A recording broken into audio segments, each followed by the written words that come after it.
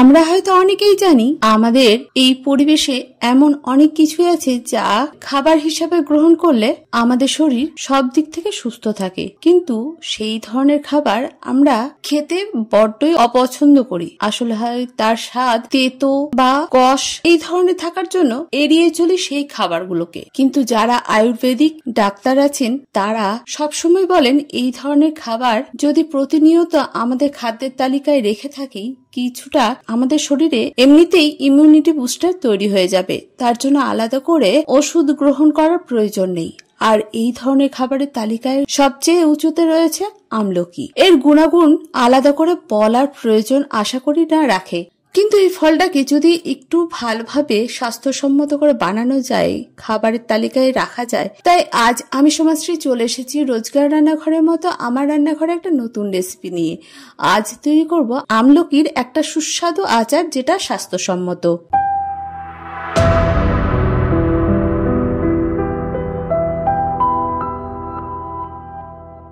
এর জন্য উপকরণ কি কি লাগবে সেটা রান্না করতে করতে আমি বলে দেব। প্রথমে 350 গ্রাম আমলকি আমি নিয়েছি, যেটাকে প্রেসার কুকারের মধ্যে সামান্য জল আর অল্প নুন দিয়ে সিদ্ধ করে নিয়েছি। এবার সিদ্ধ করে নেওয়ার পরে এই জলটাকে কিন্তু ফেলে দেওয়া যাবে না, যে জলটা থাকবে সেটাকে রেখে দিতে হবে, আচার তৈরির ক্ষেত্রে কাজে লাগবে। আর যদি একটু বেশি জল থেকে যায়, আপনারা সেই জলটাকে সাধারণ জলের সঙ্গে মিশিয়ে অল্প নুন দিয়ে খেয়ে নিতে পারেন, যেটা ত্বক আর চুলের জন্য ভীষণ উপকারী। আমলকি সিদ্ধ হয়ে গেছে, এবার জলটাকে আলাদা করে রেখেছি একটা পাত্রে, আর আমলকিগুলোকে একটা পাত্রে তুলে নিয়েছি। প্রথমে এই আমলকিগুলো থেকে আমরা বীজটাকে আলাদা করে নেব। চাইলে আপনারা আগে আমলকিটাকে কেটে বীজ আলাদা করে প্রেসারে সিদ্ধ করে নিতে পারেন, তাতে হাতগুলো একটু বেশি কালো হয়ে যায়, ফলে আমি সেটাকে আলাদা করে করিনি। এই সময় সিদ্ধ করার পরে আমলকি বীজগুলোকে ছাড়িয়ে নিয়েছি, খুব তাড়াতাড়ি ছাড়ানো যায়। এবার বীজগুলো ছাড়ানো হয়ে গেলে এটাকে একটা ম্যাশারের সাহায্যে ম্যাশ করে নিয়েছি, তাতে আচারটা খেতে আরো বেশি টেস্টি হবে। এবার আচার বানানোর জন্য একটা মশলা তৈরি করে নিতে হবে। এর জন্য নিয়ে নিয়েছি 1 চা চামচ জিরে, 1 চা চামচ জোয়ান, 4টে এলাচ, 6 থেকে 7টা গোলমরিচ, 1 টুকরো দারচিনি, 2টো শুকনো লঙ্কা। এই সমস্ত উপকরণ এই আচারটাকে এত সুস্বাদু বানায় যে এটাকে স্কিপ করা যাবে না। আর এই উপকরণগুলো আমাদের স্বাস্থ্যের জন্য ভীষণ উপকারী। এইগুলোকে নিয়ে আলাদা করে বলারই কিছু নেই। যাই হোক, প্রথমে আমি একটা ছোট তাওয়া নিয়ে নিয়েছি। এই তাওয়ার মধ্যে প্রথমে শুকনো লঙ্কাটাকে আর দারুচিনিটাকে আগে একটু রোস্ট করে নিয়েছি, কারণ এই দুটো রোস্ট হতে একটু টাইম লাগে। পরে বাকি মশলাগুলো দিয়ে একটুখানি ভেজে নিয়েছি হালকা আছে, এবং হালকা একটা গন্ধ যখনই বের হয়ে যাবে তখন এটাকে বন্ধ করে এটাকে নরমাল তাপমাত্রায় এনে এই মশলাটাকে গুঁড়ো করে রেখে দিতে হবে একটা সাইডে। এবার আচারটাকে তৈরি করা পালা। তার জন্য একটা মাটির পাত্র নিয়ে নিয়েছি এবং এর মধ্যে দিয়ে দিয়েছি 3 চা চামচ সর্ষের তেল।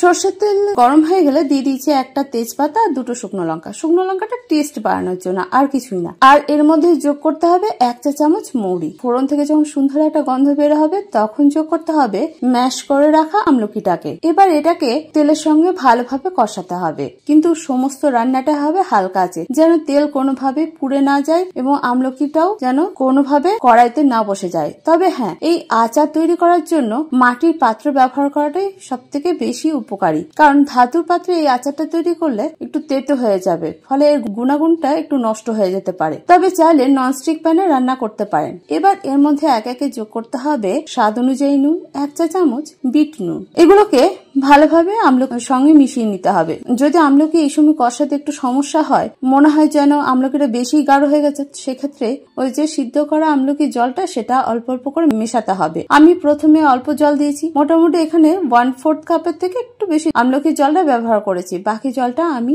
নর্মাল জলের সঙ্গে মিশিয়ে আমাদের পরিবারের সকলেই অল্প অল্প করে খেয়ে নিই। এই আচারটা প্রতি বছর আমরা আমলকির টাইমে করে থাকি। জল মেশানোর পরে বেশ কিছুটা টাইম নিয়ে আমলকিটাকে রান্না করেছি, আর তারপরে যোগ করেছি তৈরি করা মশলাটাকে। যেহেতু মশলা পরিমাণ কমই ছিল, ফলে আমি পুরোটাই ব্যবহার করেছি। এরপর এর সঙ্গে যোগ করেছি 1 কাপ আখের গুড়। এই গুড়টাও কিন্তু ভীষণ উপকারী আমাদের শরীরের ক্ষেত্রে, তাই গুড় যখন দেবেন আগে থেকে অবশ্যই জেনে নেবেন গুড়টা খাঁটি কিনা। এখন এটাকে হালকা আঁচে নাড়াচাড়া করে একটা আচারের মতো তৈরি করে নিতে হবে। খুব বেশি লিকুইড বা খুব বেশি নরম রাখা যাবে না। যখন এটা বেশ গাঢ় হয়ে আসবে তখন আঁচ বন্ধ করে রেখে দিতে হবে, এবং নরমাল তাপমাত্রায় আসার পর এটাকে একটা পাত্রে জমা করে রেখে দিতে পারেন। এটা 1 থেকে 1.5 মাস খুব ভালোভাবে থেকে যায়। আলাদা করে রোদে দেওয়ার প্রয়োজন পড়বে না। আর এই শীতের জন্য বা আবহাওয়ার পরিবর্তনের জন্য এই আচার শরীরের জন্য অত্যন্ত উপকারী।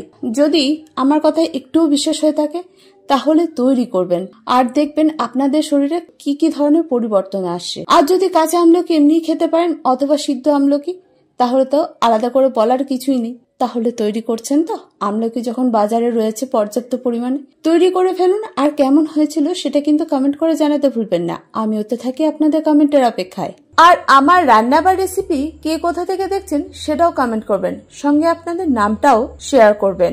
আমার রান্না বা রেসিপি ভালো লাগলে লাইক শেয়ার করতে ভুলবেন না। যারা প্রথম আজকেই আমার রান্না দেখছেন, ইউটিউব থেকে দেখে থাকলে চ্যানেলটাকে সাবস্ক্রাইব করবেন, ফেসবুক থেকে দেখে থাকলে পেজটাকে ফলো করতে ভুলবেন না। এটাই আপনাদের কাছে ছোট্ট অনুরোধ। আর যারা প্রথম দিন থেকে আমার সঙ্গে আছেন তাদেরকে অসংখ্য ধন্যবাদ। যাই হোক, আজ এই পর্যন্ত। দেখা হচ্ছে পরবর্তী ভিডিওতে। আপনারা ভালো থাকুন, সুস্থ থাকুন। ধন্যবাদ।